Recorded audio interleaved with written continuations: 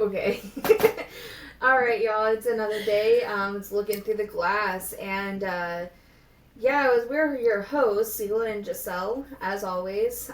Never gonna change. I don't think it will ever change. Um, and today we have Tiffany, and I read a little bit about her story, and we definitely resonate. We definitely that's a deep story, and very much I'm one of those people. It's not talked about enough. We speak about it, but it's not actually a conversation that people are willing to have. And thank you for coming on to have this conversation. And please tell us more. I am in firm agreement that we don't talk about this enough. In fact, that is how I started when I escaped my abuser. I don't say we left, right? Because when you leave a narcissist, you leave an abuser, you have to do it very calculated. You are escaping, right? Yeah. They pigeonhole you, isolate you, so you have to escape. So I Yes. use that terminology, and it should be used without hesitation for the weight of the word. But I stayed in the buckets of shame and guilt for a long time. I told a couple people what happened, and because the relationship, although it wasn't long, um, it was just under 2 years, so maybe 23 months. I mean, it was just under 2 years. Um, but a lot happened. So I know I'm not the first one he abused. I'm probably not the first one he punched or spit on or raped or any of that kind of stuff. Um, but when you're in it and you come out of it, it's what did I do? You Yes. Yes. feel guilty, you feel shameful, you feel embarrassed, not what other people are going to think, because you can't control that, right? But it's your own self talk uh, to yourself, right? It's not, you're not bullying someone else in the yard, you're bullying Owning yourself. And that's yourself. kind of the worst case scenario. So, as You actually abuse yourself. you do, I you literally do that cycle. abused myself. I was my worst abuser. Yeah. Yeah, and little by little, I would reach out to the people he isolated because they were the most important people in my life. Um, the first call that I made was to my friend Rochelle, and she was over at my house like that. It took me a minute because I was crying and, still in um, heightened awareness, a high anxiety thing until I realized I was going to be okay, as long as I didn't tell anyone where I was. So I kept that circle very small. I told my parents and I told her. No one else knew where I was. I rented a house. I rented a UPS store address, one of the PO boxes at a UPS store. So it's a physical address. It's not a PO box. Yeah. Um, he actually showed up there. So I'm glad I didn't have my house address.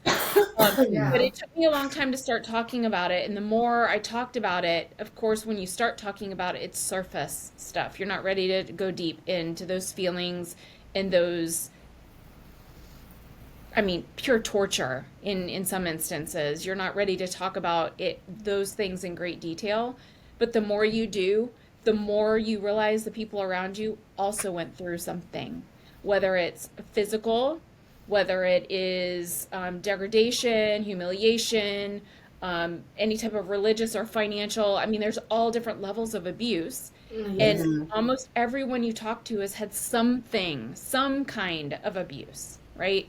Um, and through therapy, looking back hindsight to when I was married, there were some abuse things there too.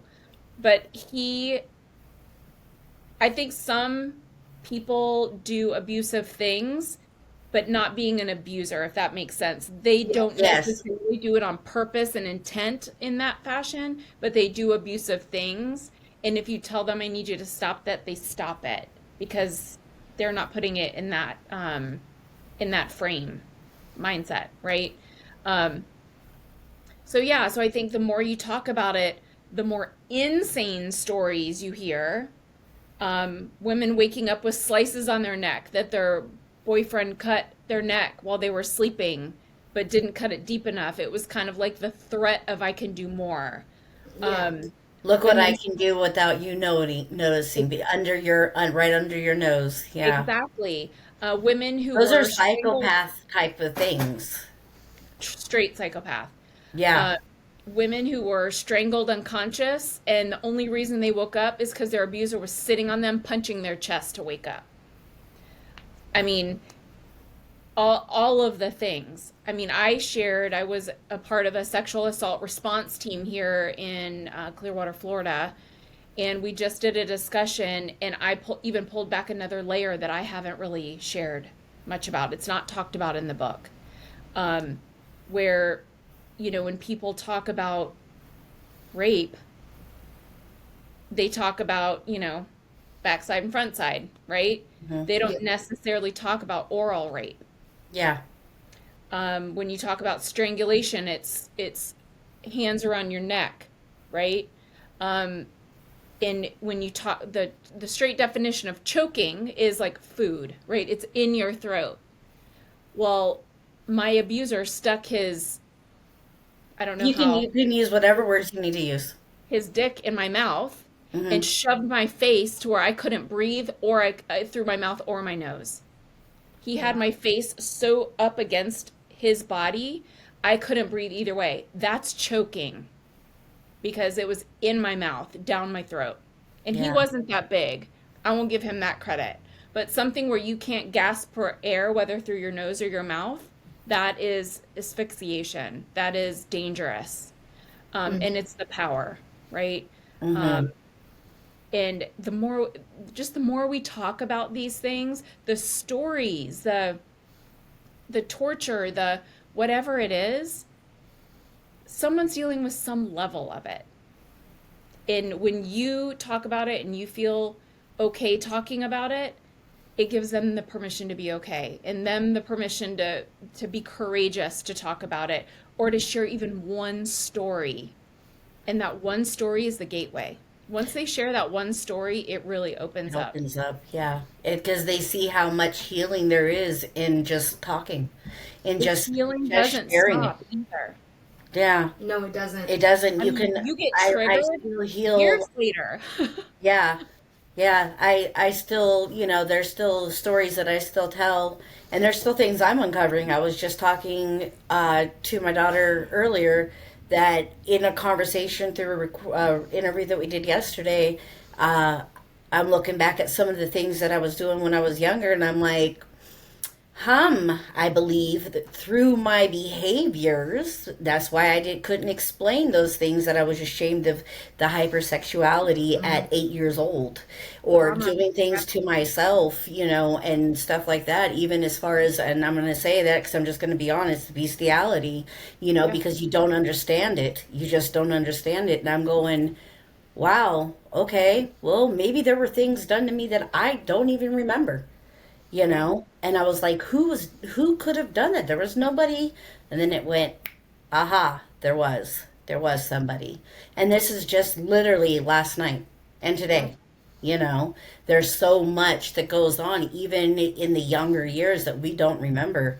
And it just because we don't remember it and we can't recall it doesn't mean our body doesn't store it.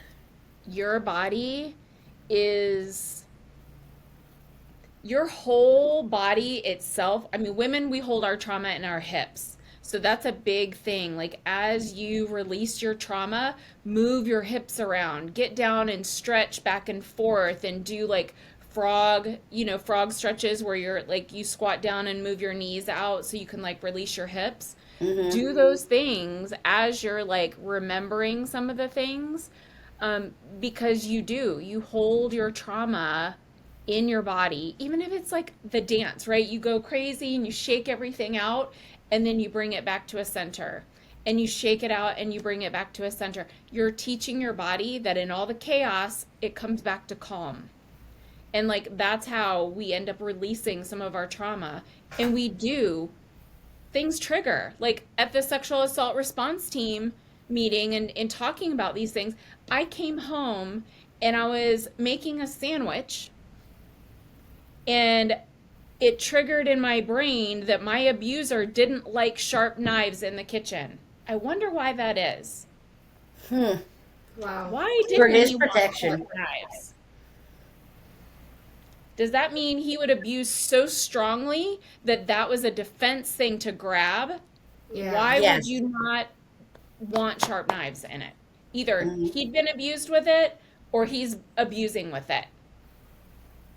And I had the really nice, like the Hankels, like Yeah. nice, like steak, like the steak knives and the big knife. Yeah. He got rid of them. Never asked me, just got rid of them. And that's And I, obviously because of a prior experience that he had gone through and somebody self-defensed. yeah. And so I And didn't he even didn't want to remember give you that that until power. yesterday. So Yeah. as we uncover, and I just recently started doing this too, because I'm going through some friends of mine from college are doctors of hypnotherapy. It has accelerated the therapy process past EMDR, past talk therapy. It actually shortens the recovery, and you remember things crazier than you would ever think, because it's a deep meditative state, right? You're not going under and barking like a dog and clucking like a chicken. You are in a very deep meditative state, and you repeat these certain things and go into that on a nightly basis or a daily basis or every other day, whatever suits your schedule. And then I started a thread in ChatGPT. So if I wake up in the middle of the night from a dream or a night terror, whatever, or anything in between, if I remember what it is, I type it into ChatGPT in that thread labeled dreams. And all I do is type it in, I say analyze it. And you will be amazed at what your or your subconscious is trying to tell you. I'm gonna have to try that. I It never is even heard of I somebody using never it that even, way. yeah, I never heard of anybody using that way. I'm gonna have to try that. unbelievable. Like it takes you on a journey.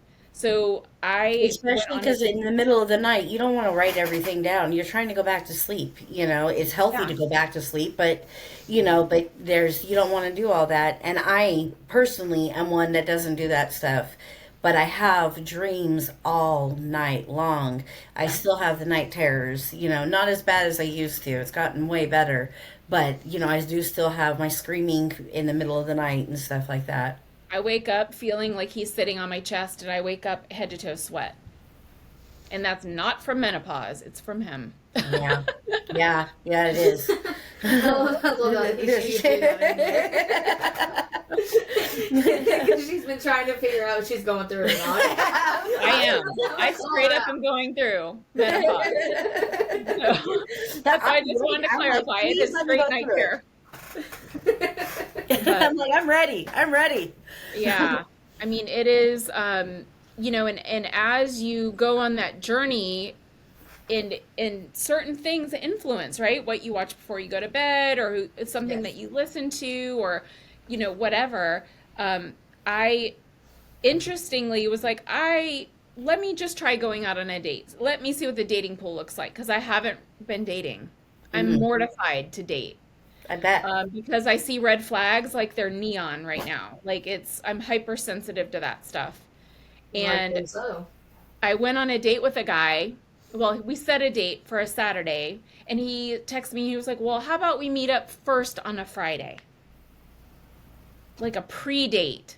So if the pre-date goes well, we'll go on the date on Saturday." Well, for me, my abuser used to test me, so that was already a red flag, right? So we go on the date. He's actually really nice. He has a 13-year-old daughter. He seems normal. He wasn't giving red flags in person. Um, but then the next day, and I told him I had an event on Sunday because I have a nonprofit that I started to help teach women self-defense, because my abuser was so much bigger than me, right? Hmm. So I think that's so important. It can impact someone right here and now.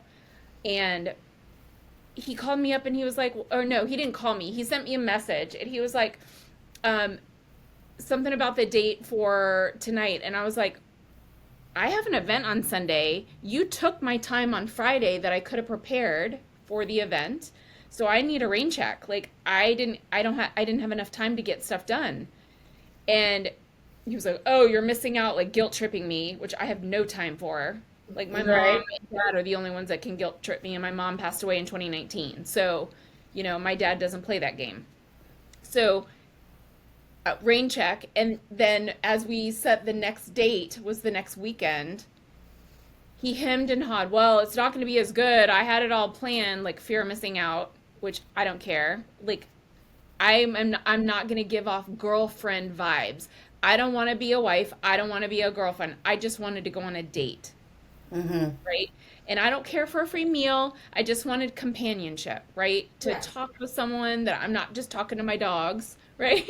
Or talking to, it's, just different person, different vibe. So we get on the date and he complains the whole time about himself, about his sore stomach, and that was giving me flashbacks to my abuser. And I he just complained the whole night, and then he expected to go on to this next venue that we were going to go to. I'm like, I don't want to go there. You said it was great for a sunset. It's dark. I don't want to go. So I was like, that's another time. So he walks me back to my car. I go to give him a hug. He gives me a kiss. He's lucky I didn't throat punch him because I didn't ask for a kiss. Mm-hmm. The date was not romantic. There was no flirting. He complained the whole time. What made him think that he could cross that boundary? I have no time for that nonsense. If we were flirting and touching hands and stuff like that, maybe that's a little more welcome. But at no point was there any of that. Like, you didn't buy a kiss, buy that dinner. Mm-hmm. You're Right? not entitled to this just No, because we not went on a entitled. date. And I've been doing Brazilian jiu-jitsu, so I could break your arm. Like, you're lucky, right? Get him. I love it. I love it. How I you mean, look I'm Get a getting little pit certified. bull over there. I I'm love getting it. That's my attitude. I'm getting certified to teach the a Women Empowered program, which is the top 20 assaults on women. And one of them, you manage distance. Like, if you're in my space, I'll give you a hug, right? But I didn't ask for anything else. Mm-hmm. Yeah. So I came home because I went on Bumble. That was the app that I went on. I undid my dating. I was like, I'm done.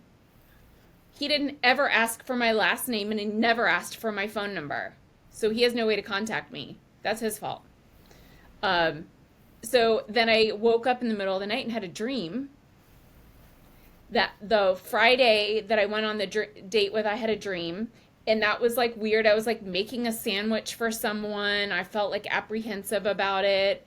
And then when I cut Bumble off, it was like the chains broke. It was so interesting. That's to like wrap up the using ChatGPT for a dream, but your subconscious is talking to you all the time, and Yeah. through dreams it's telling you things through weird ways.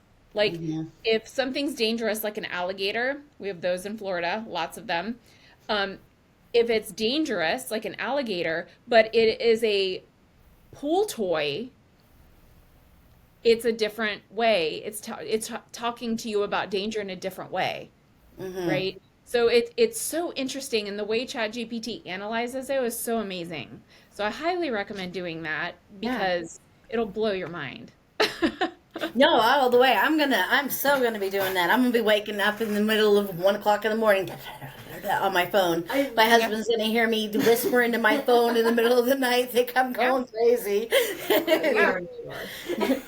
I do want to point out that one thing I really love is that you have your standards and you are comfortable with your standards, because I know women who are not comfortable with their standards. They're like, well, maybe I need to be more lenient, or maybe I need to be like this, or they don't know what they want, and they fall for the red flags on a repetitive, and even though they're being pointed out, they'll have another person on the outside telling them, hey, that's a giant red flag for you. And Yeah. they'll still run for it. Or excuse it off. Or- Use some kind of, oh, well, they're going through this or they're going through that. It doesn't excuse. Yeah. So I did the same thing, right? So I get asked a lot of how I ended up in the abusive relationship, right? He wasn't my husband, thank God. He was a boyfriend, so I could escape without having to deal with divorce. That I can't even imagine. I was already dealing with gaslighting in the divorce, with my ex-husband. but it wasn't, he still didn't do the abusive side to that. But I I get asked a lot of how did you allow yourself to get there, right? I think that we all work on highs and lows of how we feel about ourselves, Yeah. right? Some days I wake up and I feel like I'm the fucking queen of the world, right? I'm Wonder Woman. No one's gonna stop me. Fuck everyone that does. Like, Hmm. you have that mentality. We all have that in us where we will, no one can ever come up against us in that moment, right? Yeah, I'm And the then motherfucking badass type thing. Yeah. a badass bitch, right? With a Hmm. peony stuck behind our ear, right? In our feminine badassness, Yeah. right? So the other side of that is, what about the days that we wake up and we're on our period, or we had a crappy day at work and we're still sitting in it, or one of our friends did some, there's multitude of things that can cause our energy, our frequency, our self-talk to go up and down, right? We go on these waves like a radio frequency, right? Some days you're very clear and you can hear the music just fine, and other days it's kind of staticky, right? Hmm. So in that staticky range, we are more susceptible. We want to be accepted. We want to feel loved and wanted and all of those things. And that's when the manipulator comes in. It has nothing to do with how we normally are. They may be sitting and waiting and watching for when we're Hmm. down in the dumps on ourselves. And then they're like, oh, why do you walk with your arm doing that? Why is your toe slightly crooked? It's like death by a thousand paper cuts, right? So they're cutting, cutting, cutting, cutting. And you don't realize it's happening until you're Way 30 far cuts into it. in, right? You don't realize it. Now, there may be things that other people can see, but they haven't been desensitized. You've been desensitized, and that is a big thing in jujitsu of of danger with a non-stranger, someone you know, Mm-hmm. right? They intrude in your space. They're getting up close and personal. The next step is desensitization. They say something to hurt your feelings and tell you it's no big deal. Why are you being sensitive? They force sex on you, telling it's your duty and making you feel like shit because you're not a good girlfriend or a good wife or a good partner. They get rid of things that you absolutely loved, or break things that Break mean things that so you, much to you, right? Or punch or if something through you your earned head. them on your own in any way, shape, or form. That was what was Yeah. done to me. If I earned it on my own in any way, shape, or form, then it was ruined every time. Yeah. So that, they desensitize your reaction. So then you don't have a strong reaction to when they push the boundary even more, right? And then they isolate you, mom from daughter, friend from friend, coworkers. They try to get you fired, get you fired, ruin work promotions because you don't show up to work on time. They want you solely reliant on them, so they're isolating you in every way, shape, and form that they can, right? And Hmm. if things aren't working in their way, they'll bring in the humiliation again, the desensitization. Like, what, I thought you said this. Well, why is that not working out like you said? See, I knew I couldn't trust anything you said, right? So little things like that. And then they carry out the attack, whether it's the verbal assault, the my ex theft $40,000 from my retirement by manipulating me out of it, Hmm. Wow. right? It's for us. It's for our future. The future faking, right? Yeah. This is for us. This, we're gonna have this amazing thing, and we can build this, and we can, kind of what I already envisioned for myself, even without him. He mirrored me and stole that. And what even hurt worse was that $40,000. I then got a $10,000 bill from the IRS because of taking that money out. Ouch. So Ouch. that was $50,000. Yeah. Not right? including the fees and fines and all that. That Well, it no, will that have. what the 10,000 was that part of it, Oh, right?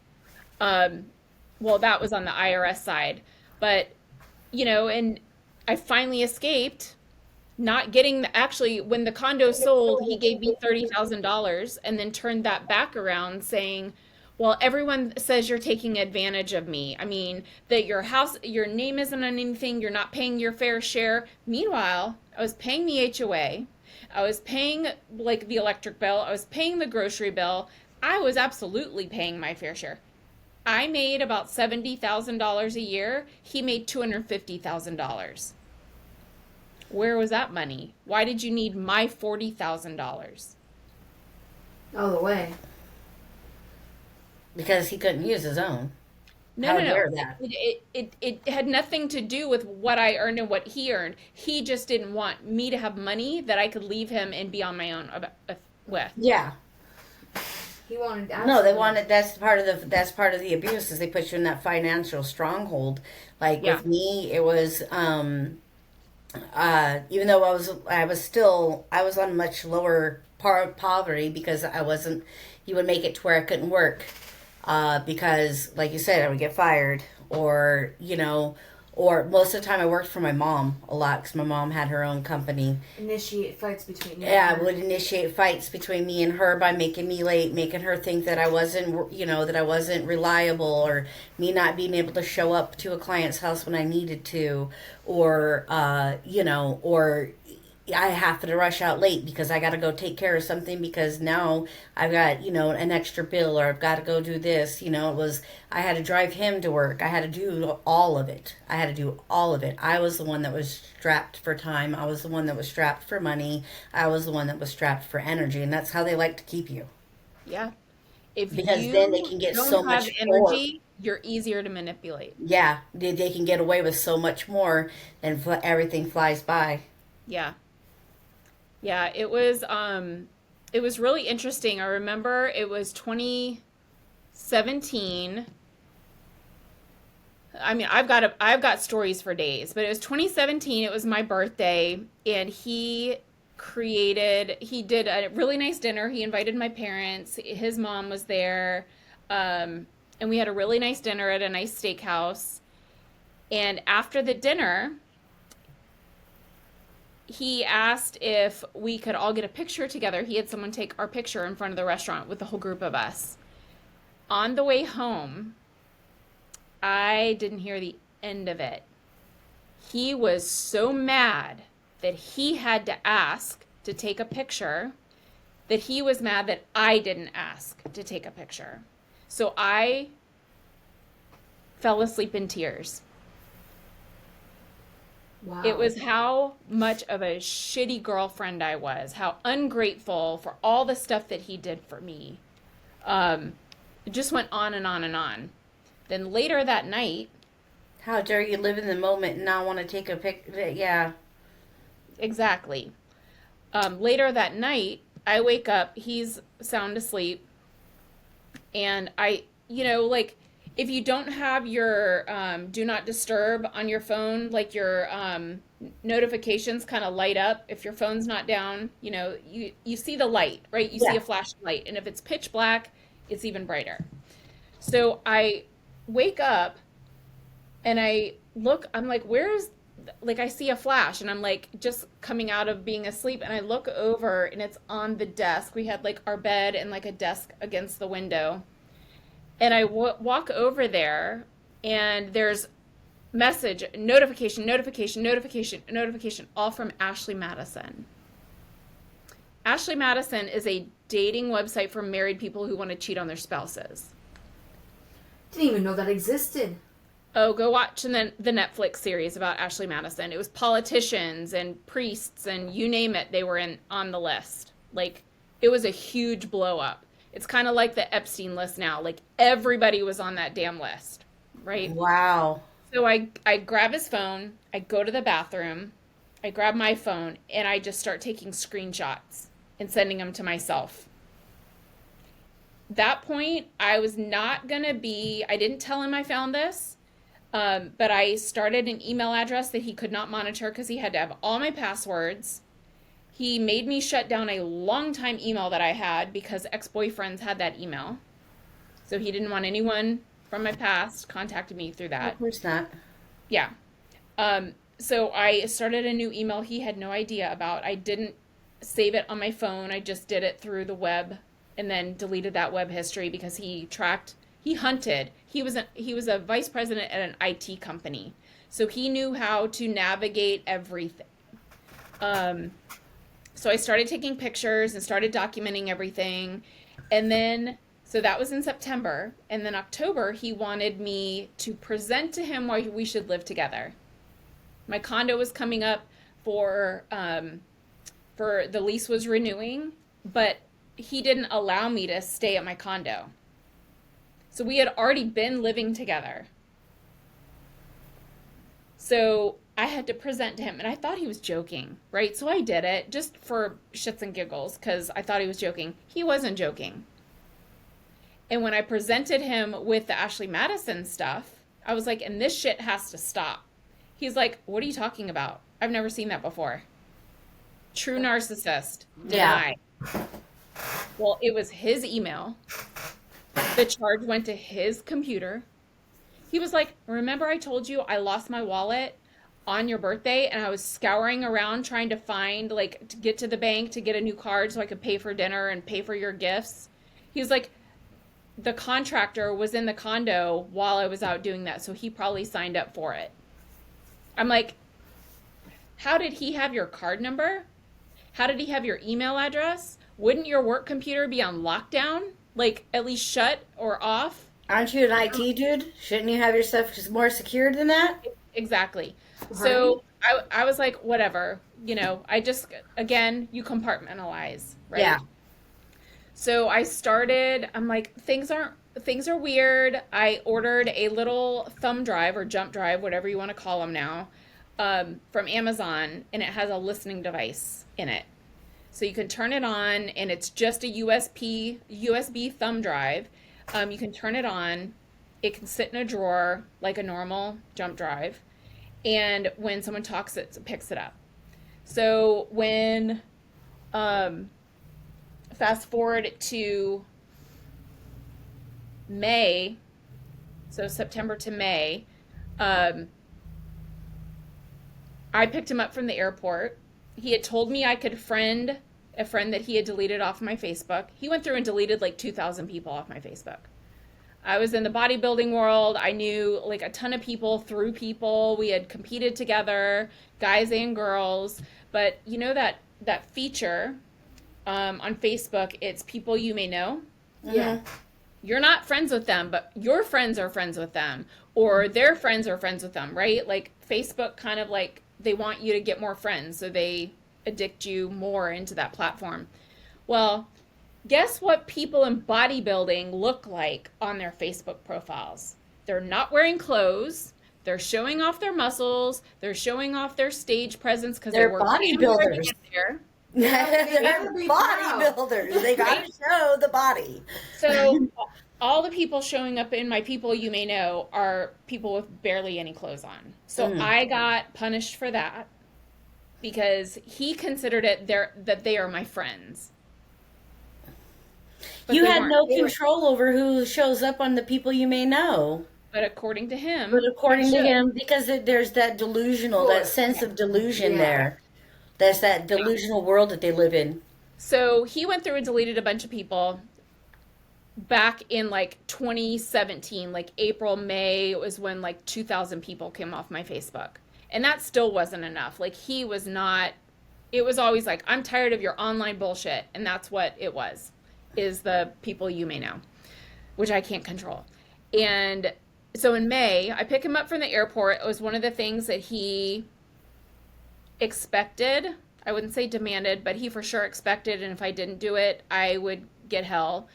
He didn't want me to pick him up at the arrivals by luggage. I had to meet him at the gate and be special and give him a hug and a kiss. Hi, honey. Like I had to be that image, right?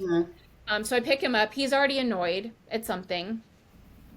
We go grab dinner, And on the way, or at dinner, he gets in his phone and he's like, "So, did you do anything on social media today or yesterday?" I was like, "Well, you said I could friend Madison. It was a girl. I've known her for a long time. I'm friends with her." Um, and he was like, "I told you she was not good for our relationship. Why would you go against?" And meanwhile, that's not what he said. I was like, "I need to talk to her. It's something about work, blah, blah, blah." He was like, "Okay." No, he was not having it. He got up and walked out on me in the restaurant. I left as well, chased him out, and we got to the car, and um, he was screaming at me so loud in the car that I couldn't see straight. Like, I very few times have I been like either seen red or can't see, right? Like, and that was one of the times. Like him screaming so loud that I couldn't see. So I had to pull off the side of the road. I'm like, "You have to stop screaming or get out of the car. Like, I can't drive with you screaming like that." So we got out of the car, grabbed my purse, and started walking down the road while he's calling an Uber. He's not going to get back in the car with me. So I'm And like, he's got your purse with your ID. and my keys. It, oh, of course. I have a push start car, so my keys always stay in my purse so I know where they are, right? Mm. He's got my wallet, my keys, everything in the purse. So I'm like, "I need my purse back. It's got my wallet, it's got my keys in it." He goes like this and drops it in the middle of the road as cars are going by. So I get in my vehicle. I drive back to the condo. He gets an Uber. We meet back at the condo. He proceeds to scream, like bully me. Like he's 6'2", I'm 5'4". He's like almost double my size. Wow. He's 250 pounds, meathead, steroid user, right? So big dude. So he's like not only like towering over me like this, but has me pinned against a wall, telling me to get the fuck out of his house. I'm a guest there and I'm no longer welcome. So he kicks me and my dog out, takes my key. So I grab a couple things to go stay at a hotel. Thank God I had some type of an income so I could do that, because I know that's not always the case. Yeah. So I go to the hotel. I get a text message and he's like, "Are you done? Are you done being such a shitty girlfriend? If you're done, you can come back here and give me a blowjob and we'll be fine." And I'm like, "I'm exhausted. I've been crying. I'm too tired. I'm not coming. I'm not coming back." And so, mind you, the listening device, I turned it on, stuck it in the desk drawer as I left. And he called me the next day. He wanted to talk. He didn't apologize for his behavior. He basically said, "You pushed me beyond," right? The reverse victim It's and always offender, your fault. right? Straight up Darvo. So I took him back. We got back together. I'm back in the house, and I grab the thumb drive and I go to work. And then I get to listen to him calling a girl over, him basically like degrading her sexually. I can hear it all. I still have it. I still have proof. And she's like, "What about your girlfriend?" He's like, "I can fuck you both. But we'll do this. If you can come over whenever I call, don't ask questions, just show up, I'll pay your bills." So he was negotiating with her to have a piece on the side. So I got it all recorded and I downloaded it to my phone. And when I confronted him about it, he was like, "No, that wasn't me." I'm like, "It obviously is you. It's your Why voice." would I do that? It just wasn't me. So Yeah. easy to just not. So he's like, "How did you record that?" And I lied. I was like, "My iPad." And he's like, "Get the iPad out of this fucking condo before I break it." So I took the iPad down to my car because it wasn't the iPad, That wasn't obviously. the reason, yeah. But I had to give him something, right? Because I knew he was going to break whatever. So then he was like, "Give me your phone." And I was like, "No." He's like, "Give me your fucking phone." And I was like, "No," because he wanted to delete. what I just played for him because I played for him for it on my phone. I was like, no. So he threw me down on the floor and basically almost broke my wrist and took my phone and broke it. And that was the first time I had left. I had left four more times, with the last time, so the fifth time being the time that I finally left after I had like a good plan in place. Um, Still took you less times than most women. yeah, yeah, Most of the time, it's at least 7 times. yeah. Most of the time, more. But the discovery, like he needed to have dental work done, and so we had to fly to Charlotte to his old dentist. And then he accused me of going with him because not the fact that he was going to be under anesthesia and to be able to drive him to and from the dentist. It was the fact that I was going to go see people. I was trying to meet up with some people from Facebook there. So that the hotel the night before the dental appointment, he's like, "Well, I know you're here for other reasons." And I'm like, "What reason is that?" He's like, "Whoever those guys that you know here in Charlotte." I'm like, "I don't know anyone here in Charlotte." And he specifically pointed out someone that I was no longer friends with on Facebook because he deleted them. I'm like, "I'm not friends with anybody in Charlotte at that time, right?" Well, he continues to go on and tell me I'm such a piece of shit. And like, I literally can't get him to stop insulting me. So I go lay on the bathroom floor. There was no other place to go. I had to get out of the room. I had to be able to shut a door.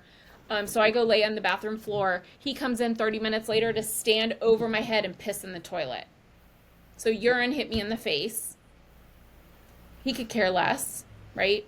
But the interesting thing that happened, and this is the reason I'm telling you the story, is the interesting thing that happened while he was in Charlotte and I took him to the dentist is I needed his phone as a hotspot to do work.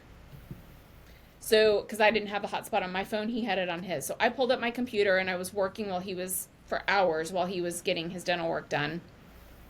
So I went into his phone and I typed 2 words, fuck and sex. Just like he would do with me, right, to hunt through my phone. And I came across an email. And I have proof of it, so it's never going to be he said, she said. I have proof of it. I'm at the Lehigh Hotel. Come face fuck me until you're ready.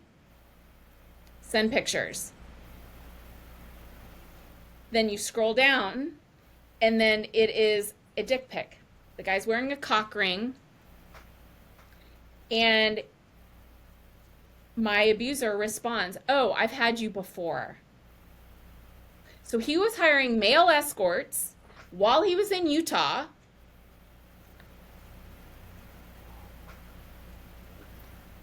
Wow. Think someone has a mask that they're afraid to take off? Yeah. I've seen that. There's a I lot of confronted that. him about it. That wasn't me. Of course not. Of course not. No. It's never him. No. Yeah. The And that's just a couple of the things, right? Those are a couple of the just stories. couple stories. Yeah. Imagine all the stories. There's so Yeah. much because so much happens. So much can happen in one day. Like you can have a billion stories in just one bad day. Oh, yeah. You can have a few stories in one good day. Look at how it was with Josh. I know. Yeah. I mean, he took me to Miami. He took me to Panama. He took me to Paris. He took me to Genoa, Italy. Like, we had some good times, but don't get it twisted. If we had a good night, I ended up crying because he didn't want me to have a good time. Mm-hmm. Out of curiosity, did you get hit with love bombing at first? Was there a lot of love bombing? Oh yeah. So when we started so I met him in December. So the red flags, right? So some people see them, some people ignore them, some people have no clue, right? There's the whole gambit of that. So I met him at a dog park that was across the street from my condo. He actually lived across the street from me. I lived in a shorter condo. He lived in a high rise. And there was a dog park there. So I ran into him in December. And then I went on like my dream trip. So my energy was super high. My frequency was high. I was like all the amazing things, right? And then January, I get back and I run into him again at the dog park. And that's when he asked for my phone number and asked me out on a date. Um, we go have sushi and we have a great time. Like all the things, the mirroring, the we both were into lifting weights and both eating healthy and doing all the things, right? We were very similar in certain ways, or it was probably fake on his part, but he mirroring me. But Yeah. we Valentine's Day, he gives me a sapphire bracelet. So the next month, a month later, he's giving me a sapphire bracelet. A week later, we go on a trip to Miami. He wants to buy me a pair of shoes. So we go down to Lincoln Road and go shopping. And he buys a pair of shoes. I wasn't thinking I was gonna have to wear them then, and I wish I didn't because my feet freaking hurt so bad. Um, but we're sitting there at dinner and I'm smiling, right? The wind is, it's beautiful out. The wind is blowing. The meal is delicious. So I'm smiling or I'm smirking of some kind. Like you can tell I'm happy. And he looks at me and he's like, "Are you not happy to be here with me?" So he's grooming my reactions and making me second guess what my face is doing. Mm-hmm. Right? So then, so he would drop that in every once in a while, and I'd come home from work, or he'd be on a business trip and come home, and I'd have like 3 or 4 workout outfits that he bought for me. Or, he would send me flowers, or we'd go on another trip. Like 4th of July, we went to Panama City, Panama. Like there was love bombing all the way through to reel me back in, right? That trauma Yep. bonding, Mm-hmm. what's the other good name for it? Where you fall in love with your captor. Um, It's right there. It's yeah, not Munchausen. It's Stockholm. yeah. Stockholm. Very much like Stockholm syndrome, right? So like he would do something terrible. Like we fought, he made me sleep in the living room and he would not allow me to turn off the lights. And I wasn't allowed to have a blanket. So I had to sleep in the living room with the lights on. And when I went to turn them off after I thought he was asleep, nope, he came right back out and he's like, "This is my fucking house. You have to ask permission. The lights stay on." So straight up torture, right? The more tired I was, the The more more he could tired, the The more manipulate. less I could. exhausted, the less you're gonna fight. Yeah. And every morning for almost 2 years, well, not at the very beginning, but once I did it once, he expected it to continue on, right? Whether I was happy, sad, hated him, loved him, it didn't matter. Every morning before we went to the gym, he expected a blowjob. Mm-hmm. Every morning, whether I wanted to or not. And if I didn't, I had hell to pay. Who am I fucking? Why am I getting ready for work? I should be staying home and pleasing him all day. Like, why? How could I think that work is more important when I didn't do what he asked me to do? Like, you name it, it came out of his mouth. By July of 2018, I think I'd left. I'm trying to think. It was May. I know I left right around 4th of July because that's when he blew up at me again, screaming to where I couldn't see. Mm-hmm. Um, some of them like mushed together. I know I left at the beginning of October and then I left finally, like the last time was the end of October. Um, but on one of the times it was in like June or July. I think it was in July. I'd have to look back at a timeline. But I had left and I had come back and we went and sat down and he was like, "I just want us to be better. I want us to be back where we were. And some of the things that you've done for me in the past, you're no longer doing. And that upsets me." Like he brought down the tone instead of yelling and saying it. He was like, "You used to do all these things for me and now you stopped doing them. And that I don't think that's fair. It's almost like I'm misrepresenting myself, kind of. That's how he made it seem. Versus, I'm an asshole boyfriend, and maybe you don't deserve that stuff." Like, Mhm. that kind of thing. Like, once you've broken me in a certain way, why would I do that with a smile on my face or with love in my voice, Like right? give a blowjob every fucking morning. Yeah, like it didn't process through his brain. He thought everything should just be like a chalkboard. You wipe it clean, but even when you wipe it clean, there's still the dust, so you have to wash it clean. So that's what he expected, is Hmm. anything in the past needed to be washed clean, right? No So accountability. yeah. And so a couple of the times I was like, I don't ever remember doing that or saying that, right? Gaslighting. So he put together, and that's what's in my book. I have like in the back of my book, so this is how you feel, right? How you feel when you're in a relationship. But in the back of the book, I kind of have like a brief synopsis of my story, and then the list. So he emailed it to me, and I'll just read the first paragraph. And I welcome you to buy the book on Amazon. It's a guide on how to help someone that is in a domestic violence relationship without telling them, like how to approach it, how to Mhm. understand what they're going through. If you've gone through it, you understand what they're going through. But most people, if they don't know how to approach that subject. All they'll say is, why don't you just leave?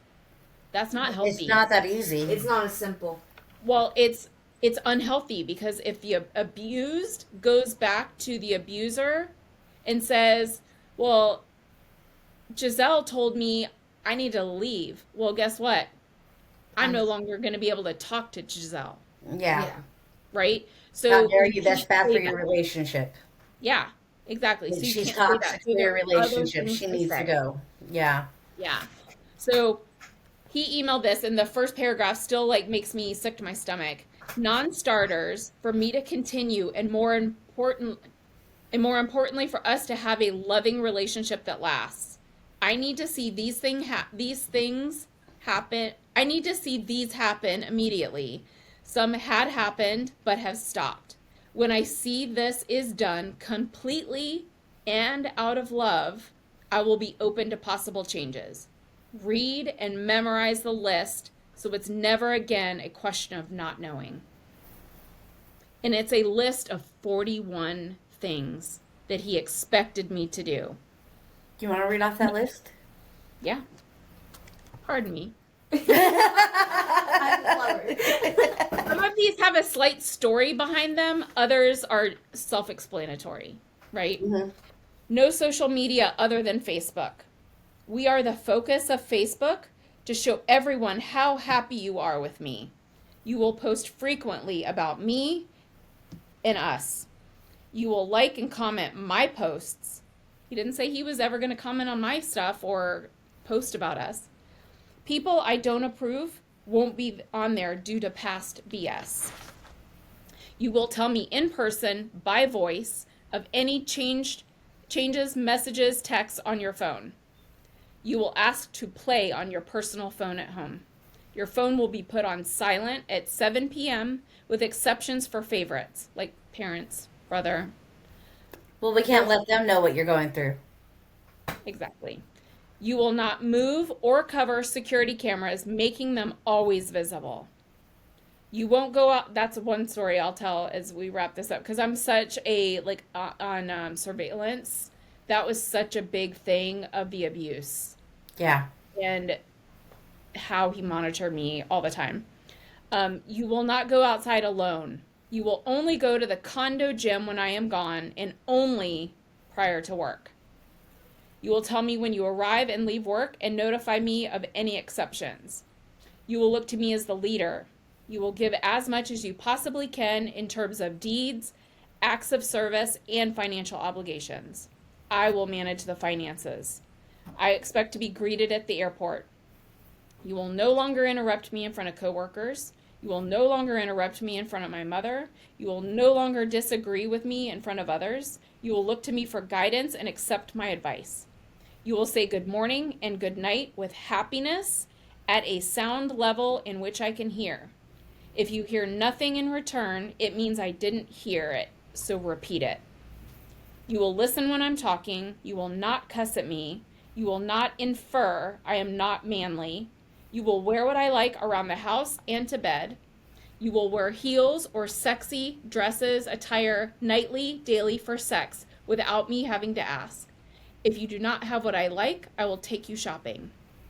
You will listen to what and how I want sex and learn. You will stop moaning and groaning like you're old, too old to move in bed. I need variety, but can't do it if you cannot move. I need you to be your flexible self, like in the gym, and move faster. That's a whole other story. You will quit talking to the dogs when you are wanting to please me, or when he was demanding sex. It reworded. You will refrain from watching firemen take off their shirts and watching on TV. That was his mother was doing that. I was in the same room. You will compliment me as young looking, good looking, and lucky to have. You will ask permission, or you will ask prior to scheduling appointments. You will discuss in person anything you receive on your phone unless a delivery or parents. We will delete together. You will always give me full access to stuff and will tell me immediately if you have to change a password. You will get in the best shape physically for me. You will eat properly and assist me as well. You will speak your mind and your thoughts with the right respectful, calm approach that shows me the respect I deserve. You will walk in front or beside me. Unless I can't, I will open doors. You will appreciate what I've done for you and do for you. You will stick up for me, defending me at all times. If you weren't such a jerk, she would want to stick up for you. Well, Sorry. so he's 250 pounds. The manly man, rawr, right? Must So, refer to me as the manly man. so what do I need? Little 125 pound, 5'4" me. How am I supposed to stick up for you, right? Because he expected me to go fisticuffs with people. That's what he's talking about, sticking up for him. Someone said something to him at the gym, and he was mad that I didn't intervene. Why would I? You're 250 pounds. Knock the bitch out. Right? We were in Italy. We got off of a train, and it was late at night, so we had to go catch a cab. And this older couple, if there's an older couple, they can have the cab. We can wait. We're younger, right? Oh. He wanted to beat the old man's ass because that was his cab. I'm not like that. And oh, I got hell when we got to the hotel on why I didn't stick up for him and go and deal with that. Well, because you're the man. You're not you're not supposed to act like a pussy. Oh my lord. Be a Yeah. man, a respectful man. All the way. That list, for our listeners out there, if you have anybody telling you to do kind of those things that are on that list that she read off, you need to leave. Like, I know it's not easy. I know it's hard. I've been there firsthand. But look, there's help, and do your best. My prayers. Wait, and while we're on that, you said you do a nonprofit for teaching women self-defense. I mean, that needs to be spoken about. Yes. You can tell us about that, where they can, So I do it here locally. I do share things like I have a YouTube channel where we've talked about certain things.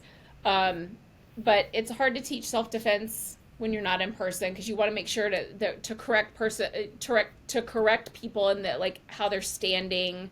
Because, sometimes our mind and our limbs don't match up. maneuver the same. Like, you need help moving things around, right?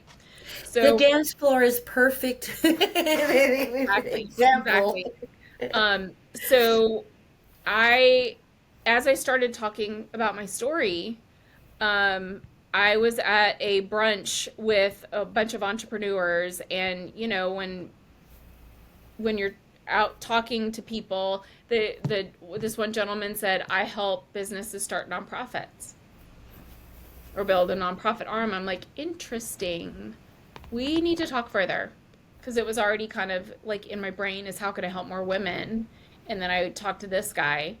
And so we didn't know where to start, because if you do a domestic violence shelter, That's millions of dollars. Yeah. That Yeah. takes years, grants, contributions, fundraisers. It takes a lot of So much. people and so much time, right? But how can little old me do that, right? So, how could I start something that could impact someone today? So that's where self-defense came in. Is you can sit with someone, tell them a few moves, right? Especially the Women Empowered program. It's the top 20 assaults on women. So things like positions you would be in if you're getting sexually assaulted, right? Hmm. They're in between your legs. Things if they have a knife at your throat or gun at your throat or gun or knife right next to you. So if they're using a weapon, if they're sitting on top of you and have their hands around your neck, how do you get out of that position? If you're standing up and they have their hands around your neck, how do you get out of that? If they've grabbed your arm and they're pulling you through a crowd, how can you get your wrist out of it? Like all different types of moves. So, you know, as women, there are things that how men fight women, right? If you Hmm. read comments on certain self-defense videos, the guys will typically say, I would just punch her in the face. Well, why would you do that? If you're double someone's size, even a guy and a girl that are the same size, a guy is stronger. It's just Yeah. how they're Yeah. built, right? Um, so women need to learn, but we talk about it in class that women on women fighting, it's a different type of fighting. They grab Hmm. for the hair, they grab for the nails, they go to scratch. Like there are different tactics that women typically do in a fight.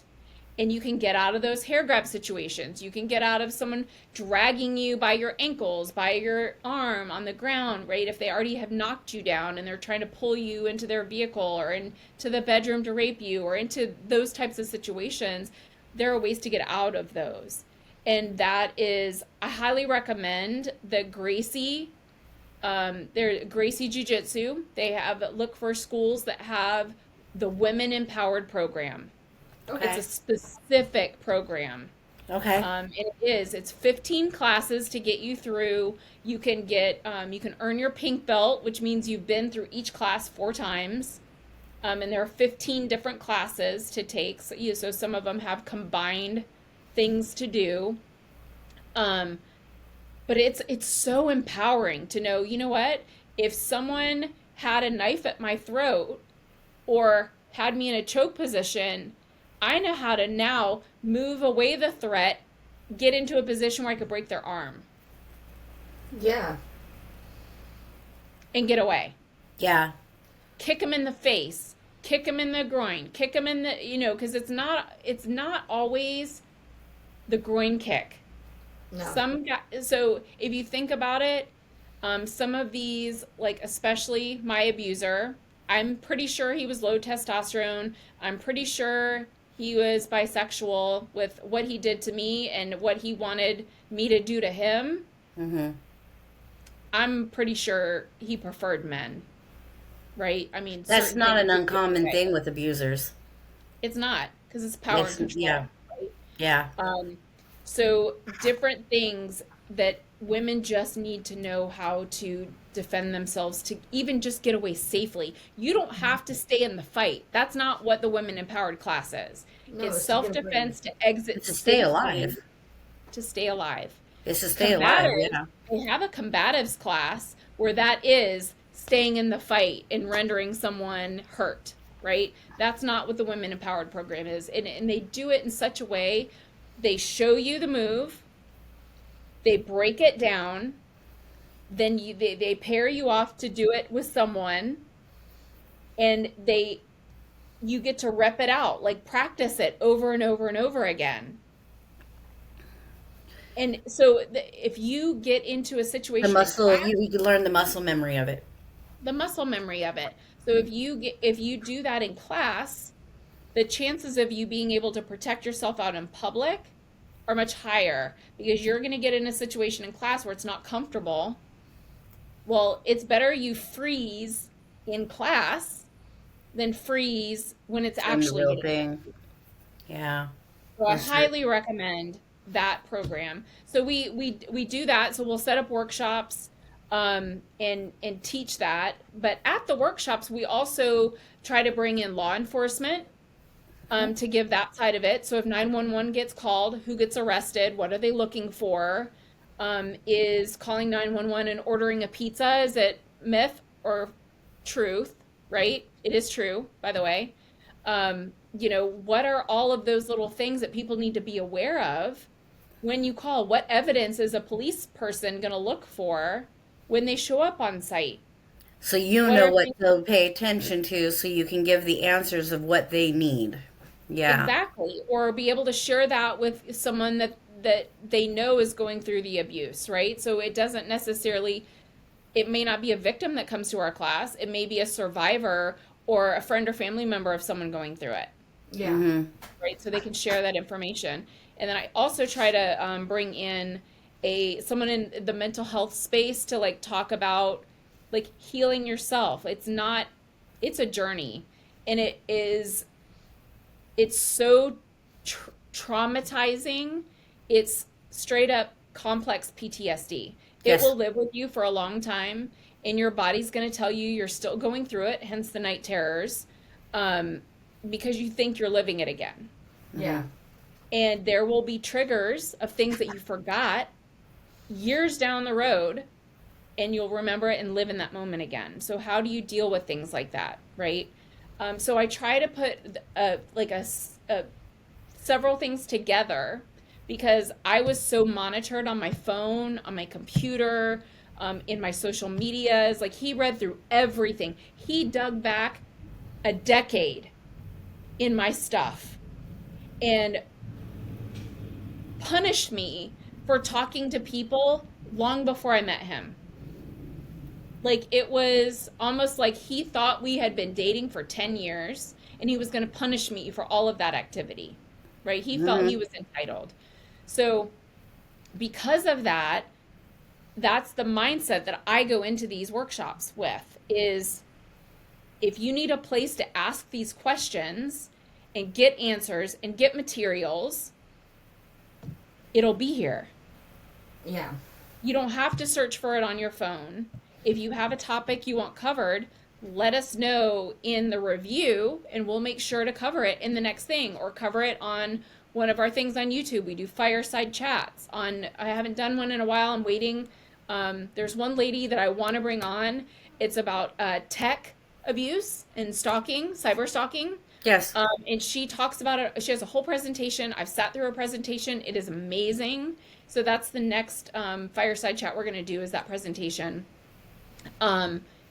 So all of those things that you have to be aware of all of that. And that's why I like to bring that through. If That, somebody wants to join the fireside chat that you do on YouTube, yep. where is Good on you. where what would they look up? How would they find it? Ignite Her or at Ignite Her Inc. is the slug in Okay. the URL. So it's YouTube or maybe not. Just search at Ignite Her Inc. and you'll see our logo. It's an IH with Ignite Her written through it. Okay. I don't even have my business cards here. They're in the car. I always keep all my stuff in the car to keep track of. Anyway, I normally have it Well, on. I mean, you can always send it to us too, Yeah. and we can. And we put it on. I'll put it on there. I'll link it. Yeah. That way. That way people have a way to, that way people have a way to get to you. Our listeners have a way to get to you and get to some kind of resources and get some kind of information on different ways about how to get out of these situations and On my even to website- recognize it. On my website, on TiffanyNewton.com, my author website, if you scroll down, you'll see the Ignite Her logo because the proceeds of the book go to the nonprofit. I mean, we did a back to school thing for parents and kids, like getting school supplies and donating them to the local elementary schools. We're working on to fundraise for doing things to help the local police when they show up on site for a domestic violence call and there are kids there, being able to give something to the children while they talk to the parents. That's amazing. That's a great idea. Yeah, That is a great idea. I will also put your website on there as well. That way, people can go and check it out. Yeah. And what was the name of your book again? Behind the Smile: The Unseen Signs of Emotional Abuse. And then the small print under is how to recognize, support, and prevent controlling relationships with those that you love. So it's a guide for someone who knows someone in the situation. I didn't write this specifically for victims because it's a little too much. Like, an abuser is not going to allow this book in their house. No, they're not. No, they're not. So it's for a loved one to takes understand. help. It Yeah. takes outside resources for to get out of these relationships. I know with me, I had to give up everything, like everything, in order to, and that was one of the things that took me so long to leave, was because I was trying to hold on to things and hold on to my life, but I had to just give it all up. Yeah, I had to you just do. give You it have all to up. burn that bridge. You have Yeah. to pour the gasoline and light the match. Yeah, burn that bridge, let it burn. Anything you do is an opening for the abuser again. They don't understand that you're actually closing the door. They just want some type of activity because they think it's like, the old country western things with the saloon with the doors like this. Yeah, That's what they think it is. yeah, the revolving door. They just. Yeah. Mm-hmm. Yeah.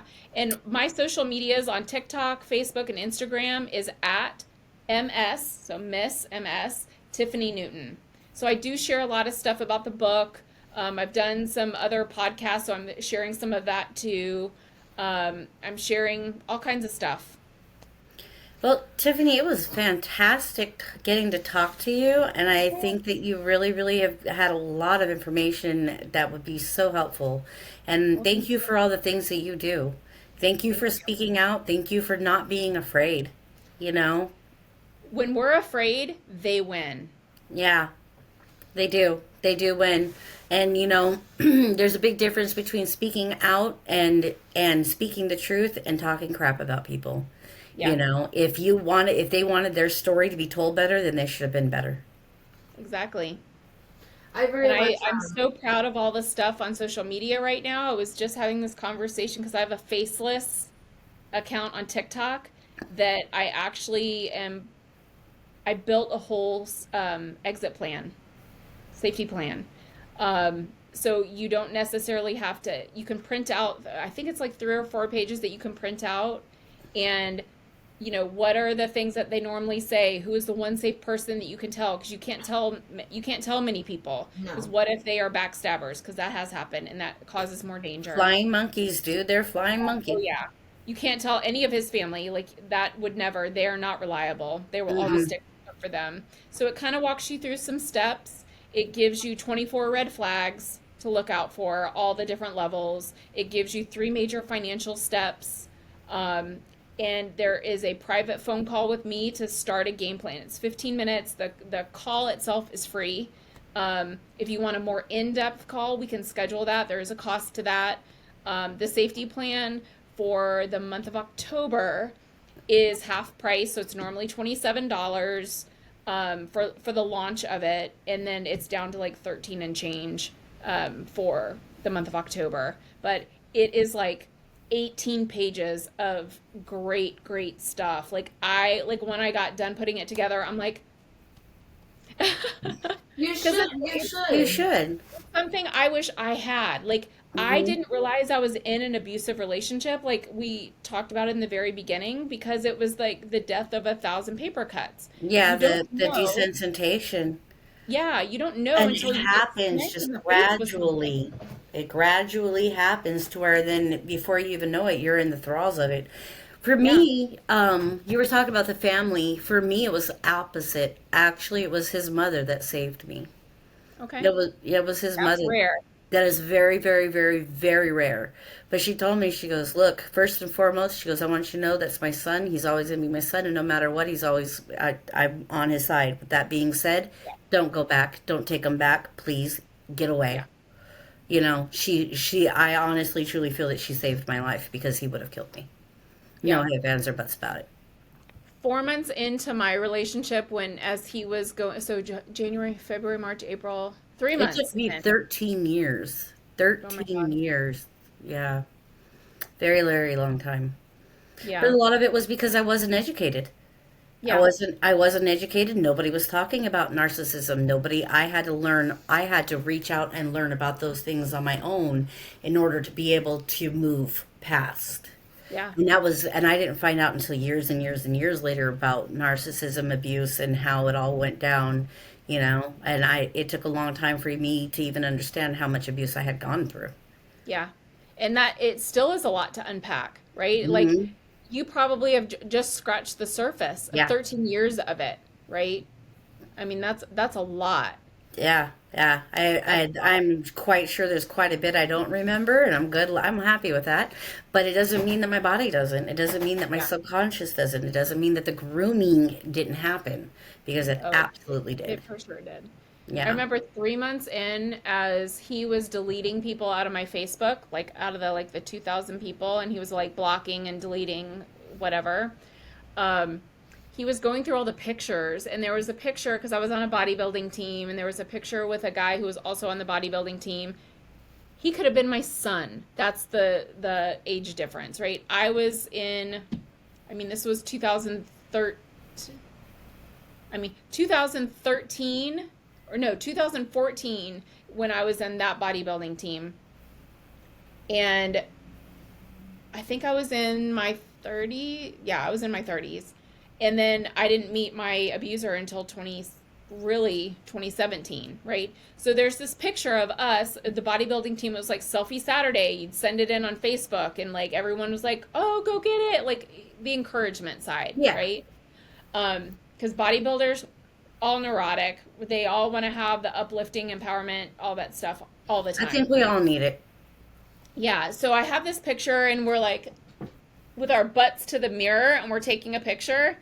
Well, my abuser hated that picture. Hated that picture. And it was on this guy's page, but he tagged me in it. And he couldn't So take it off. he couldn't take it off. He couldn't untag me.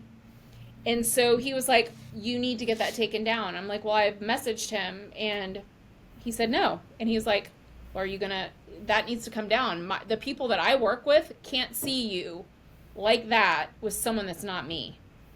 Like, that's embarrassing, blah, blah, blah, whatever."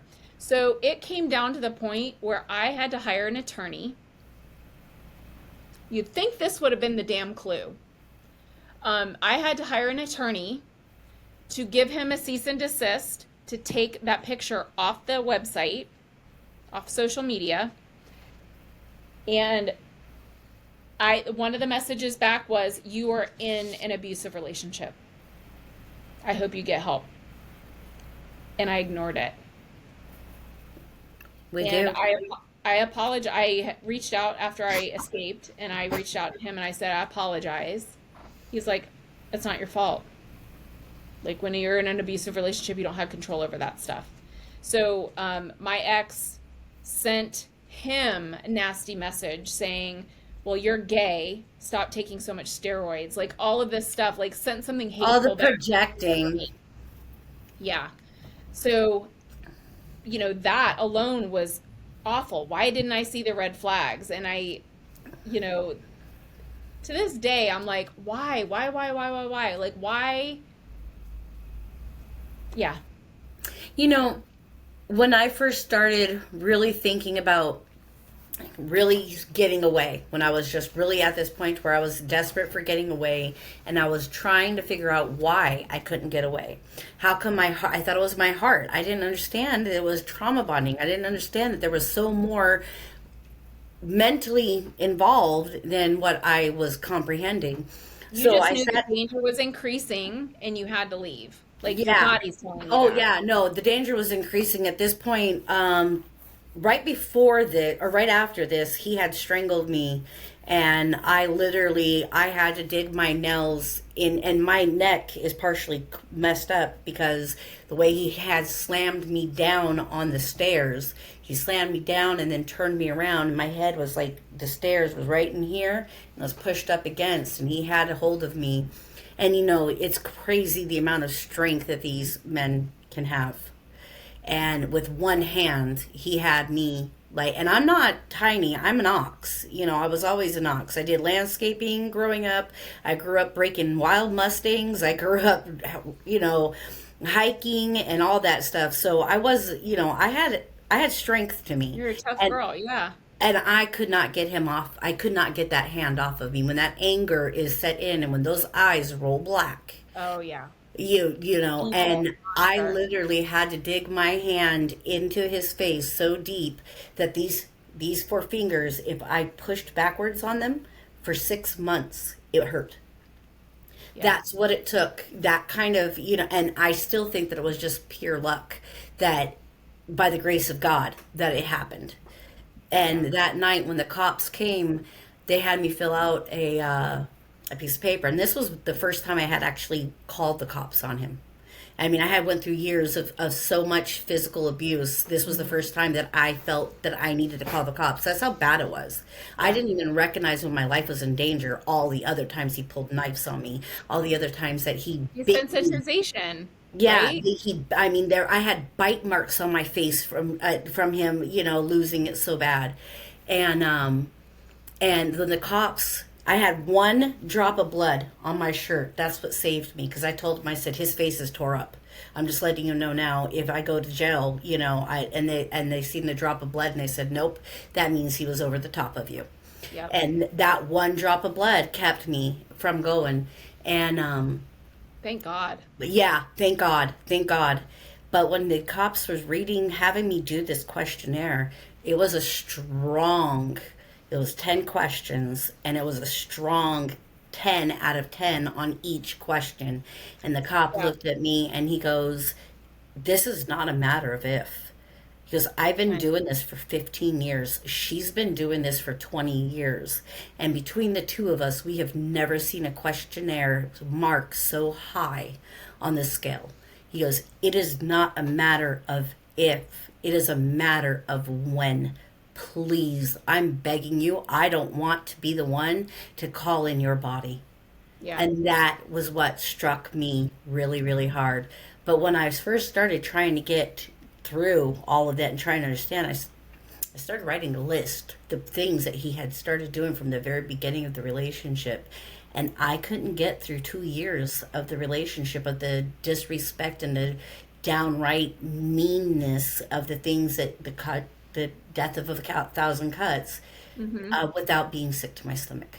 I couldn't Yeah. go any further. 2 years. I spent 13 years, and it just continuously got worse.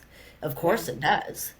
But it was finally his mom when I had kicked him out again. Because every time I kicked him out, he would come rolling up the next day as if nothing was ever happened. Yep. Every time. And his mom called me up, and I had just dropped his stuff off. And she said, I'm begging you, don't take him back. Please. She goes, it's too late for me, but it's not too late for you.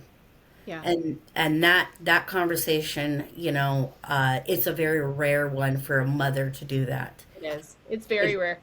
And the tough thing that is that some of these statistics are coming out more and more now because of the work of it's the Institute of Strangulation Prevention out of San Diego, California. It was started by two prosecutors, and they dug into files of domestic violence cases and hidden homicides that were suicides, quote unquote suicides that yeah, weren't suicides. Um, and the lethality assessment is what the cop did for you, right? Like all the danger, the yeah, warning signs. the different things of, you know, Yeah, his behavior and how he reacts to certain things and stuff like that. And yeah. it was mind blowing. I had no idea. Well, here's the scary part. So even if they strangle you once, you are now 750% more likely to die by him. So when they strangle you once, they taste the power. And Hmm. now it's not a matter of if, it's when, because it will increase every time. Or it will be multiple strangulations within one thing. And you'll start seeing petechia show up in your eyes, on your face, on your chest, all depending. But here's the craziest thing. when you meet someone and you shake their hand, right? You shake their hand. Some people have a firm handshake. Some people have what they call the fish handshake. It's like limp and bleh. Yeah. So the average man's handshake is 116, or excuse me, 160 pounds per square inch. The pressure. The pressure. It only takes like 11 pounds per square inch to strangle you. That is less than a handshake. That is crazy. And all they have to do is block this off. Mm-hmm. That's it. Yeah, and And that's it where he doesn't had have it. to It was be right forceful. there and right there. And that's Yeah. where. It doesn't have to be forceful. And here's even crazier. There's more studies that are coming out of Ohio. There is a whole university that is doing a whole study on this. Strangulation, the correlation between that and traumatic brain injury. Like some of it, look it up, Google. There, I forget the name of the No, I school. believe you. I believe you. It's just right afterwards, I had actually hit my head. Right after I left that relationship, about a year afterward, right afterwards, I was still undiagnosed PTSD, undiagnosed all of it, and Yeah. I had a severe head injury. So when you said traumatic brain injury, I was like, well, that was probably another one that I had. Yeah. So some of the things are like you'll forget. I mean, you'll just forget random things. You'll forget words. I mean, all of the things, but it impacts you in a different type of way. Mm-hmm. So, I mean, all of these studies are coming out now, starting with the work that these two prosecutors did. They are the ones who have, if you look it up, it's Camp Hope. So they have camps for kids that go through domestic violence. They have the Family Justice Center that is opening up all over the country, where you go in, you tell your story once, and it goes through the police, an attorney, a child advocate, a parental advocate. It's like multifunctional, all under one roof. You only have to tell your story once? Wow. You have all of these people under the same roof listening to your story so you don't have to keep living it and going through that trauma every time you tell your story, right? Because then you start feeling embarrassed. You're more likely to recant your story. You start feeling like you're overreacting to what was done to you. So the Family Justice Center was put together by these two prosecutors. Like, it's all under this big umbrella. And they're doing amazing to those two prosecutors. Casey Gwynn and Gail Strack. They're based out of Southern California. They're doing great work because it's needed. Yes. It's definitely needed. Look, there may be a Family Justice Center in your area. There may be, I wrote down the Camp Hope and all that. Yeah. Yeah. Thank you so much.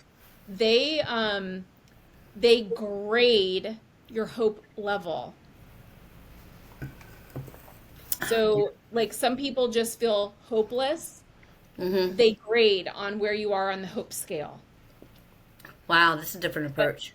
But what's also interesting is I think hope also keeps us trauma bonded. Yes, it does. The hopes that they will fix, the hopes that they will love you, the hopes they will see you. That was the biggest one. The hopes you can that they get will back to see. the person who wooed you into the relationship, right? Mm-hmm. So I think hope in that instance, I think hope has like a double-edged sword in that, in my own opinion. No, I agree. But once you've escaped, absolutely to measure hope. Mm-hmm. Yes. I really appreciate you, Tiffany. Your approach on everything, the information that you have poured out, you sharing your story, and not even your whole story, just bits. I think and I hope we can have you back on again. And, these are things that we definitely want to keep circulating because it's not talked about. And that's why was very excited about having you on. Thank you. I mean, we have Domestic Violence Awareness Month. Is this month, right? Yeah. November there's a specific day. It's the Stand Against Violence Against Women. It's a specific day. And then we go into like February is like teen dating violence month, which that actually needs to Yes. be That way needs, more highlighted, yes, because the first time most of us hear manipulation is in like when you're middle a school and high teenager. school. Yeah. If you love me, you'll have sex with me is the first Yes. line most of us hear. That is Yes. manipulation, right? Yep. So Hmm. that needs to be talked about. I'm actually going. Do you guys have the Great American Teach-In where you're at? It's like November 12th. It's supposed to be all across the country, but they bring in people from different like career things, and you can talk to students. So I was asked to go to a middle school, so I'm going to go talk to some eighth graders about domestic violence, but we're going to make it fun. We're going to talk about green flag relationship things and Hmm. red flag relationship things. We'll keep it on the light side, right? We won't get into the crazy stories about rape and sexual assault and all that kind of stuff. A We won't little go too much there. for the, well, some of them, They already know. They they already know. do. They already do. They already Yeah. do know. There is a girl that was all over TikTok. Her name is Kayla Malik. She has millions and millions of followers. Millions of followers. She has a whole clothing line at Spencer's Gifts, I think. Millions of followers. She is like early 20s. She documented every time her boyfriend like punched her, left her. Like she documented it Yes. all on social media. She's got long blonde hair. I know exactly what you're talking She about. puts these crazy freckles across her face. Um, but she was so public about it, and she won her case in court. Good That's for amazing. her. Is it So that the that one was with the dog that was explosion. involved? Huh? Is that the one where the dog got involved too? I don't remember the dog. Okay, except there's another one that goes viral that I've came across where it's like a almost like a ring camera type, but they have it indoor, and he literally locks the dog up to be able to attack her, and will kick the dog, and she's literally because the dog is trying to protect her, Yeah. and and seeing this a lot, these women are starting to come out with that, I'm and watching more and more on social media, more and more women recording their husbands talking to them, and I've even seen a few men starting to come out about women because Yeah. it goes both ways, you know. I so I during my normal day stuff, I do life insurance, Medicare Advantage sales, all that kind of stuff, and I was helping this lady. Um, she called me a couple days later, and she goes, "This has nothing to do with insurance, but I have a question." She's like, "Can a boy or a man be abused?" And I said, "Absolutely." She's like, "I think my son is in an abusive relationship."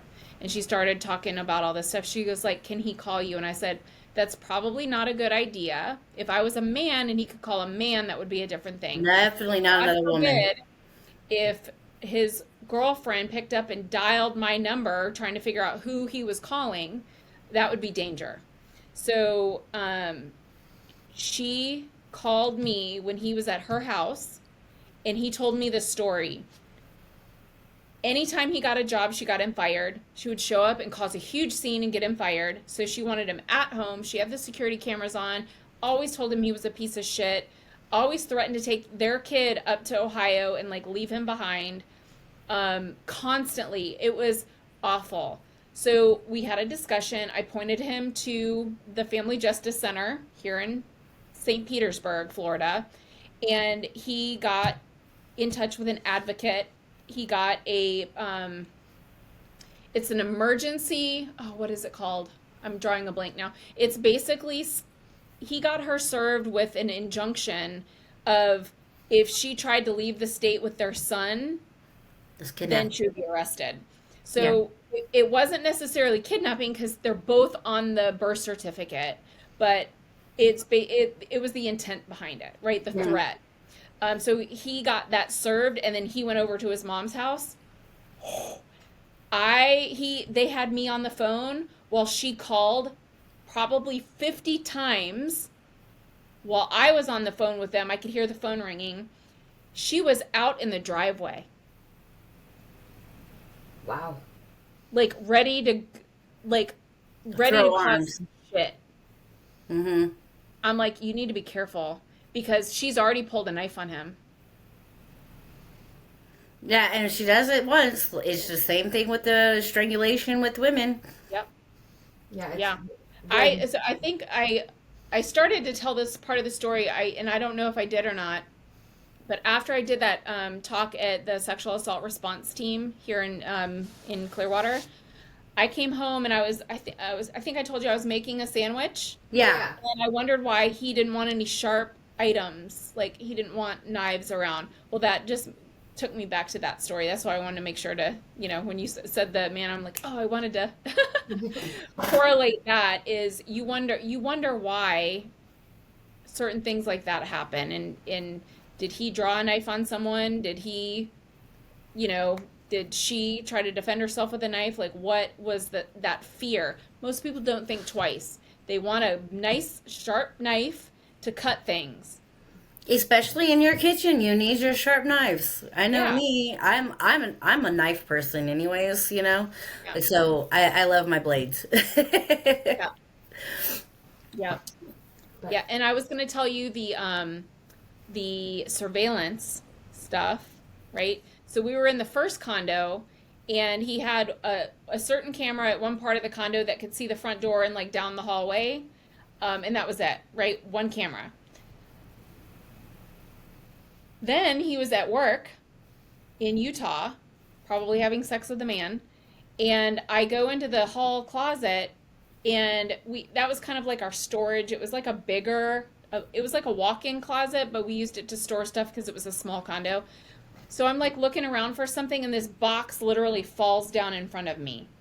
And I look at the box, and I'm like, wait, this is the camera, or this is the clock that he just got. This is weird. Because he randomly just changed his bedroom clock. I used my phone. I don't like to have a bright clock in the room because then I'll focus on it when I wake up in the middle of the night. So he changed his clock, and I see this box. It's a nanny cam clock that he Uh-huh. put in the bedroom to spy on me. That's where I got dressed. That's where I was naked coming out of the shower. That's where my underwear and bras were. That's where all my clothes were. And he had that set up to spy on me the whole time. So I don't know if he had it set up. He says he didn't. I believe that's bullshit. But it was brand new, right? Like he did it a day or two before he left for the trip. So I flipped the camera face down. That has to do with the on the list, leaving the cameras alone. That's one of the references, right? Mm-hmm. So he gets home from the trip, he sees it's face down, and he explodes. You don't touch my stuff, blah blah blah. I'm like, when were you going to tell me, or why didn't you ask my permission to put a camera in the bedroom where I am naked, where I get dressed, where, Yeah, I we're mean, I'm straight up naked. I walk in from the shower and my underwear and bras are in here. Like, you're basically peeping Tom, yeah. And who's to say right? that it wasn't used for that? I guarantee it probably was. So that was the condo number one. So we sold that condo and moved into another condo. That's part of how he stole a bunch of money from me and went over to the other condo. When we got to the other condo, more cameras went up. There was a camera that faced the front door so we could see who was coming and going. You couldn't see the kitchen all the way in the kitchen, but there was another camera in the living room that kind of faced that direction. Then there was a camera up in the bedroom that faced the bed. And I want to say there was one more. There was either 3 or 4 cameras. So anyway, at one point when he was gone, the Wi-Fi went off and the cameras didn't reset. I got a call in the middle of the night. It was like 2 o'clock in the morning. I'm sound asleep.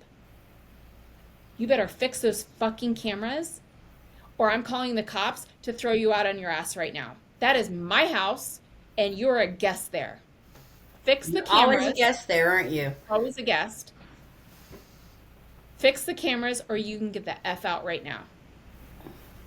So I fixed the cameras, but I thankfully got login so I could see where the blind spots were, right? So I could navigate around those. So that's how I built my escape plan. Is because you have to kind of, each time you leave you're like, well, that didn't work because he said it was my fault and I didn't do this or whatever, right? So you have to come up with a better plan, and it's not the same for everybody, but some of the bones are still the same, right? Mm-hmm. Number one, you have to decide you want to leave. Mm-hmm. That's the first and foremost. No one can tell you otherwise. So I already had a storage unit. He had some of his boxes in there, some of his mom's boxes in there, and some of my stuff was still in there. So I had a storage unit. I started buying necessities that you would escape with, that you would normally put in a bag, right? I started buying necessities on Amazon and shipping them to the Amazon lockers, not to the house. Mm-hmm. You know those lockers that you show up, scan your phone, Yeah. and punch in the code? So then I would leave work, speed, so I would have a few extra minutes, right? Get the stuff out of the locker, put it in the storage unit because it was all kind of on the way. I designed it so it was all kind of along the way. That I could blame it on traffic. And then I put it in the storage unit and went home. Mm-hmm. So I built that up, right? I got dog food. I got the medications for the dog. I got shampoo, like the basic stuff, right? And then I started packing up things that I loved, like clothing that I loved that I knew I would take with me. Because then we all know we have clothes that we haven't tried on in 5 years, 10 years that could easily just give to Goodwill. That stuff stayed behind, right? Mm-hmm. And then I would have one or two outfits that I could wear to work in the meantime. But then I would pack them up in a suitcase, the stuff that I loved, and I was making a donation to Goodwill. So I would wheel it out, get in he didn't know that was happening. Yeah. So that's how I kind of You kind of have, that's what you have to do it. That was very intelligent. I wasn't as intelligent about it. That's for sure. It was well, and I more, had the email that I saved everything to, right? 'Cause yeah, that's a big yeah, the email that you didn't know about. Wow. Well, we're going to have you on again. Most Yeah. definitely. This has been great. But we're going to have to go, I think. Absolutely. We're much longer than we anticipated. Yeah, conversation flowed great. It's been fantastic. And Yeah. you've given a Yes, so lot of information for a lot of our listeners, and it's all about getting out there, getting the stuff out there to help. And Yeah. speaking out for and to close everything up, I will post our email for people. One to look in through thru34theglass@gmail.com for those who need to reach out, for those who need to speak out or have concerns, need help, guidance, anything like that, who, in this kind of situation or any other situation. Like we said, we like our platform being a safe space to speak out, to have a voice. As a very big thing for us. You can also reach out to us on TikTok as well. And we do have as well a Facebook as well. Looking Through the Glass for TikTok, same spelling as the email, and then Looking Through the Glass through spelt correctly for Facebook. I really appreciate everybody listening, and I really appreciate you, Tiffany, for coming on here and giving hope and like just all that. Yeah, and all the information. Don't forget, you guys, you got the Family Justice Center around here. Look it up in your area, and they will help you. There's resources out there, and you can do it. It is possible, and we're all wishing the best for you. You always have support. Absolutely.